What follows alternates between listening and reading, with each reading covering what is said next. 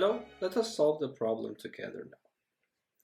So as you see here, the interval of integration is unbounded, but this function, the integrand, is actually continuous everywhere, including this unbounded interval. So this means that this improper integral is a type 1 improper integral. So in order to calculate its value, we have to use its definition. So let me remind you about the definition.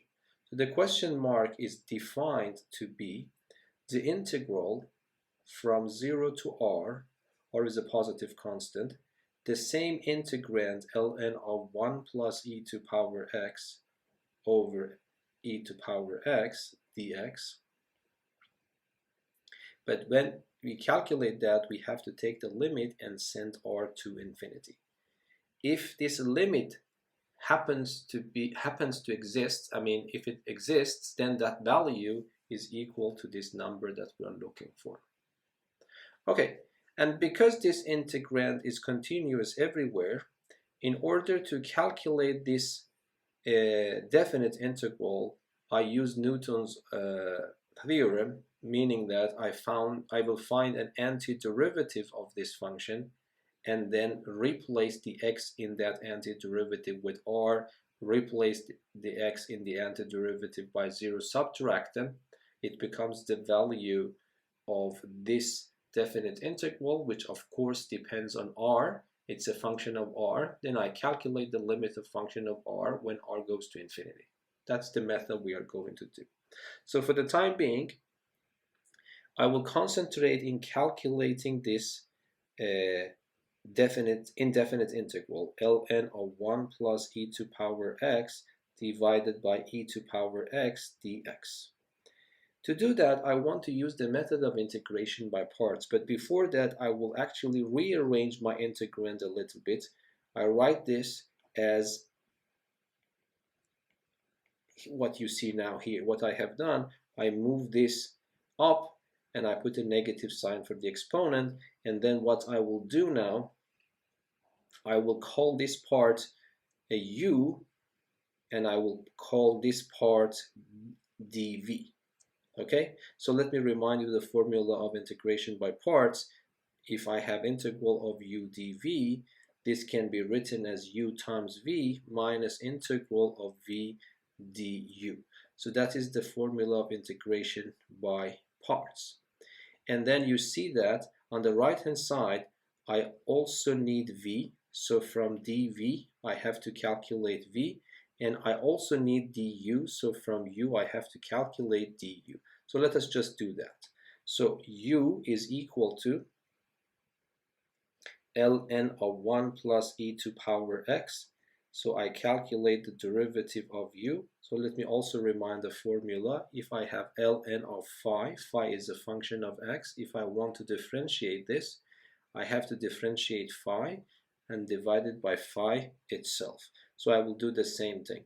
I will give the role of phi to this expression. So I put 1 plus e to power x in the denominator, and I differentiate this and put it in the numerator. But the derivative of this one is just simply e to power x. So this is what I get. So let me change my color to be consistent. 1 plus e to power x dx. And of course, I also know that dv is e to power minus x dx. So I have to integrate to find v. But this is very simple. It becomes minus x e to the power of minus x. Now everything is ready, so I will actually calculate this integral is equal to u times v. This is v and this is u. So I multiply them, so it becomes minus e to power minus x ln of 1 plus e to power x minus integral of v, which is this expression, times du. Okay, so this e to power minus x will be multiplied here. I will get a 1, and I have a negative sign, which I pull it out and change this negative sign in the formula to positive.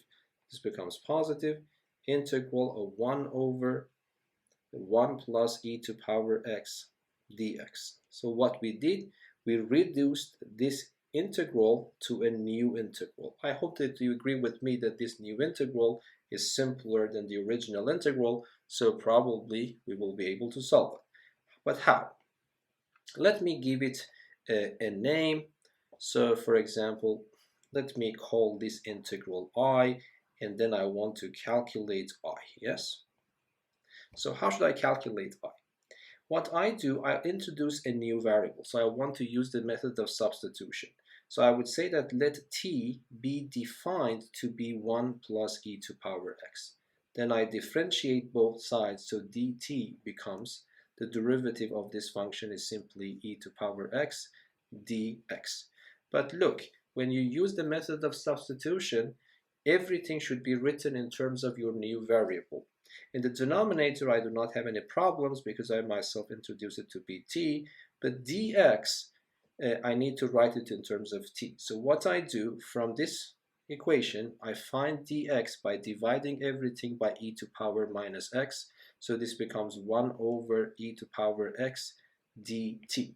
But this is not acceptable because then I have a mixture of variables. But this motivates me to go to look backwards and then find e to power x from this equation to be t minus 1 and then plug this here. And then what happens, finally I will have dx is equal to 1 over t minus 1 dt. Now everything is ready for calculating I. So I calculate I to be integral. So here I have 1 over t, so let me write 1 over t. Then I multiply it by dx, but dx is 1 over t minus 1 dt, so it becomes 1 over t minus 1 dt. Okay, so this is just one single fraction, t times t minus 1. The degree of the denominator is 2, the degree of the numerator is 1. So if you remember, the method of partial fractions should be used in calculating this integral. So I have to rewrite this 1 over t minus 1 as a constant a divided by t plus a constant b divided by t minus 1. And then of course you have to multiply by this and then equate the left hand side to the right hand side and calculate the coefficients a and b. But this is so simple that we can just simply guess. It is not hard at all to see that b should be 1 and a should be minus 1. Okay, so I leave the calculation of this to you, and then this becomes integral of this expression becomes this integral of the first one plus integral of the second one, but a is minus 1, so this is just simply minus integral of 1 over t dt plus integral of 1 over t minus 1 dt. The first one is minus ln of absolute value of t plus ln of absolute value of t minus 1. I ignore the constant because it doesn't matter at the end. So what I do, I just write it as 1 ln. So it becomes absolute value of t minus 1 divided by t. This is the final answer to this integral. Okay, but this is not acceptable because I have to go back to my original variable x. So instead of t minus 1, I put e to power x, and instead of t, I put 1 plus e to power x. Because both of them are positive, I really do not need the absolute value sign, so I change it with a pair of brackets. So this becomes ln of e to power x divided by 1 plus e to power x, and then I have these. This is the answer to the second integral. Okay, so now if I go back here, so I want to combine everything now. So when I want to rewrite this, I would write this divided by e to power positive x, because I'm looking ahead a little bit of myself because I want to calculate the limit in the future. So I prefer to write it as ln of 1 plus e to power x, and then divide this by e to power positive x. And instead of I, of course, I put ln of e to power x divided by 1 plus e to power x. Okay, so this is the answer to this integral. But what I have to do, I have to replace x with r, I have to replace x with 0 and subtract them. Okay, so if I replace x with r, this is essentially the same thing, but every variable x is being replaced by r. But let us calculate 0 here. If I put 0 here, e to power 0 is 1, so this is just simply ln of 2. E to power 0 is 1, so I have negative ln of 2. And if I put 0 here, this becomes 1 and this becomes 2. So this is just ln of 1/2. Okay? But if I put r, this becomes minus ln of 1 plus e to power. So let me calculate, let me write it a little bit properly. So I calculated from 0 to r. If I do that here, then what I will get is this expression.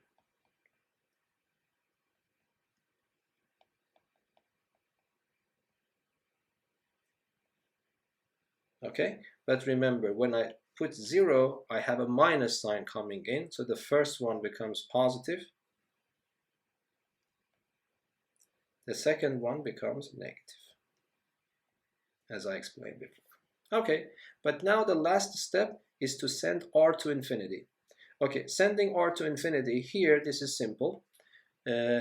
This becomes 0 if I send r to infinity, because this exponential will dominate this logarithmic function. Of course, if you want to do it rigorously, you can use Hobbital's rule. Applying the Hobbital's rule one time will give you the result, but that's also obvious. And here again, if I ask you what is the limit of this expression when r goes to infinity, they are of the same power. They are actually of the same strength, so when you calculate the limit of that part, this is just simply 1, but ln of 1 is again 0.